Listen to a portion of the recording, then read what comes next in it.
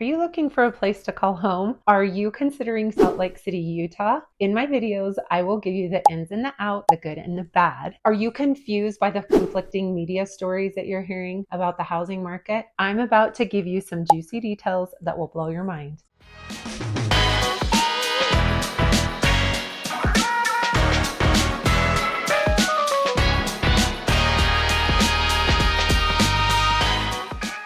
Today, we will focus on the predictions for the real estate market in Utah for both 2024 and 2025. We will look back, however, at 2023 to do some recap. So if you like what you hear today and you want to know everything there is to know about Salt Lake City, Utah, then subscribe below and tap the bell for notifications so that you can be the first to know all the juicy details there are about Utah living and lifestyle. My name is Janet with Salt Lake City Living. We get calls and emails every day from people just like you looking for help to make a move to Salt Lake City, Utah and surrounding suburbs. And we absolutely love it. Whether you are making a move in 9 days or 90 days or even a year, give us a call, shoot us a text, send us an email. All of our contact information is below in the description. We can help you make a smooth move to Salt Lake City, Utah and the surrounding suburbs.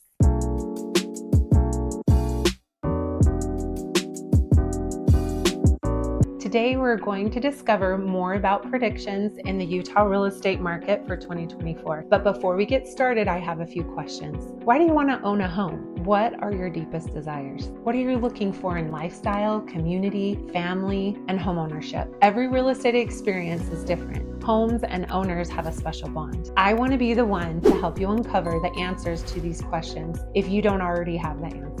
I have wanted to make these videos for years. I kept asking myself, how do I add value? How do I help educate people? How do I show them the answers for what they're looking for? All I know is that I love real estate. I love homes, and I love the saying, if walls could talk, because there's so much life that happens in a home. Most of all, I love the connection between people and their homes. Homes have feelings. You know it's true. Homes evoke emotions. They express love, they provide shelter, comfort, a sense of security, and peace. Home is a place for loved ones to gather together, to feel joy and pain, a place to laugh and to cry, and a place where we create our life's memories. Home also gives us the gift of building wealth. It gives us security towards our future. I was actually born in California, and my parents moved to Utah when I was 3. I was raised in Murray, Utah, and I've lived in different cities across the Wasatch Front. I want to share some of my favorite insights about Utah with you.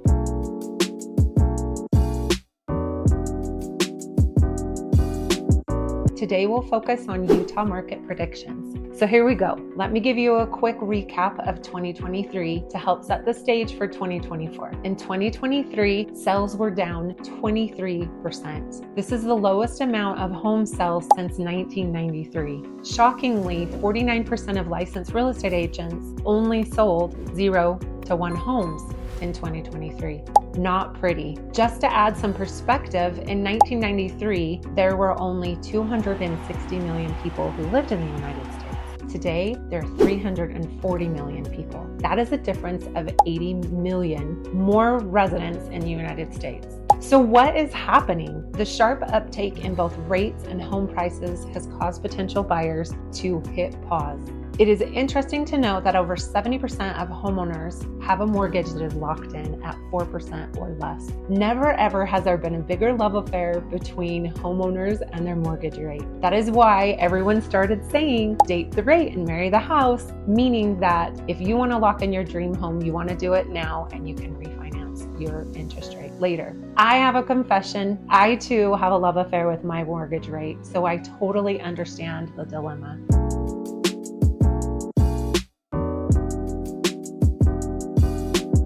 So what does 2024 hold for us? Let's talk about the good news. Rates will drop. It's an election year, and historically the rates always drop when you have elections. Once we hit below 6%, things will really start to heat up. Here's what you need to consider if you are waiting for the rates to come down. So is everyone else. Utah currently doesn't have enough houses for buyers.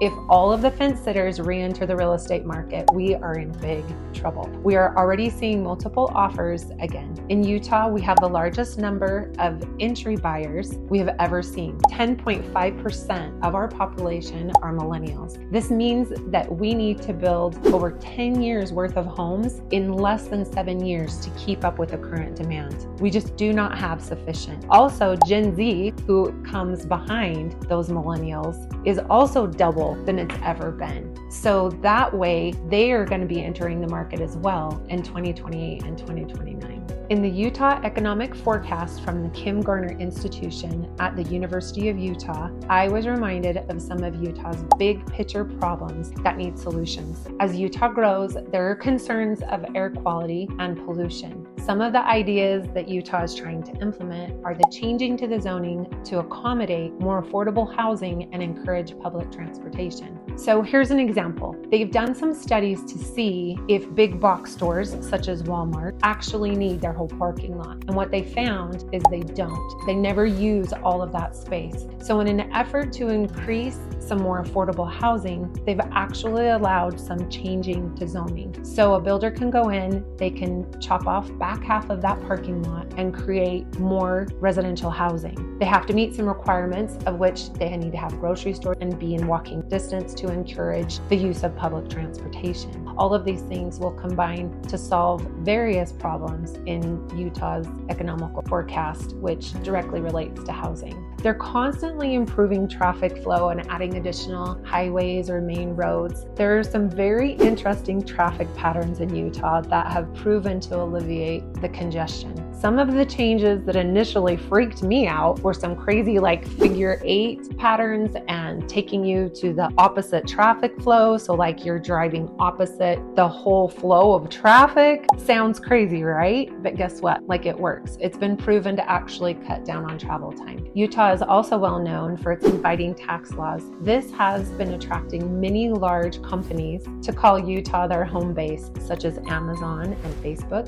You have Adobe, Texas Instruments, and other such amazing companies. In fact, Texas Instruments is currently expanding and will be creating several thousand more jobs in Utah over the next following years. Lehigh is known as a mini Silicon Slope, and there are numerous companies joining Utah as their home base. This is creating additional pressure on the current mentioned problems that need to be solved, but they are working endlessly to get these resolved. A report from Wallet Hub ranked Utah the most charitable state in the nation, noting that the Beehive State has higher rates of volunteer hours and large donations, boasting the highest volunteer rate at 40.7% and the most volunteer hours per capita at 39.42 hours. The analysis says that the state has a high population of religiously devoted individuals, and these spiritual beliefs provide the foundation for Utah's large donations. The state was founded by the pioneers of the Church of Jesus Christ of Latter-day Saints. There are still a large number of members who reside in the state, but they are quickly becoming a much smaller majority. You will see many churches sprinkled throughout the neighborhoods in Utah. The active members of the Church of Jesus Christ of Latter-day Saints are known for not drinking alcohol or coffee. So if you're a coffee drinker, you might find fewer options than what you've been used to, but you will still have plenty of them. You will, however, find countless options for flavored soda shops. You'll also see many competing cookie shops, as well as other fun treats and sweets that also feature flavored non-alcoholic drinks. I will share more about those in other videos and give you some good insights to which ones are the best ones. Another great thing about Utah is the zero-sum thinking. It's actually been said that it implies that the gain of some are invariably the losses of others. Based on this underlying assumption, the society output is limited and that their efforts and exchanges rather than creating value. So in Utah, Governor Cox referred to this study, which he found that people who live in Utah are less likely than all respondents to engage in this zero-sum thinking. He said that zero-sum thinking is associated with scarcity mentality. The scarcity mentality also leads to a false choices. You can either care about the Great Salt Lake or you can drive a John Deere tractor, was an example that he gave. If you want lower taxes, then you have to hate the public schools. The nice thing is that in Utah, this doesn't apply. He explains that Utahns reject this binary thinking and the false choices and see abundance in places of scarcity. This is a benefit to you if you decide to join the communities in Utah. Utah was ranked the best state in the nation in the U.S. News and World Report. We have something very special. That special thing is that we care about our families and we care about our neighborhoods. Again, this is a quote from Governor Cox in reference to this article. That is why Utah is different. Utah ranked first for fiscal stability and economy of the U.S. News and World Report scorecard. The state ranked 4th for infrastructure, 5th for education, and 7th for healthcare. Not bad. For around the last decade, Utah has had a particularly high rate of social mobility, or the ability of people to progress financially and socially in an environment. Social capital and economics mobility rates as some of the best in the nation. In an article in the Atlantic, they analyzed why some of these lower income children in Salt Lake tended to have higher mobility thinking. They realized that Salt Lake City children still possess 2 of the major strengths that make it one of the best cities in the country for upward mobility. That is a strong middle class and less of a gap between the rich and the poor. A report from Archibald Institute released last year found that Utah had the highest rank of social mobility overall. What that boils down to is the many opportunities you have to move up from one economic class to another and the overall health of the society. Governor Cox proudly said that the American dream is still alive in Utah. You see, in Utah, we still care about our communities. We still care about our neighbors. We still believe that we can solve problems and help those who are struggling. We know that we have a duty to give back and lift others. I agree with this sentiment. That is the main reason why I love living in Utah. So what is the moral of the story to all of this, to all of these predictions? Don't wait. Explore your Utah options, join the homeowner ranks, and increase your net worth, or make that move to secure your larger or smaller home before it gets too crazy. I love educating people on homeownership and the options available to make a move. So don't wait. If you're thinking of making a move, whether it's in 90 days or a year, let's talk. Let's make a plan to get you where you want to go.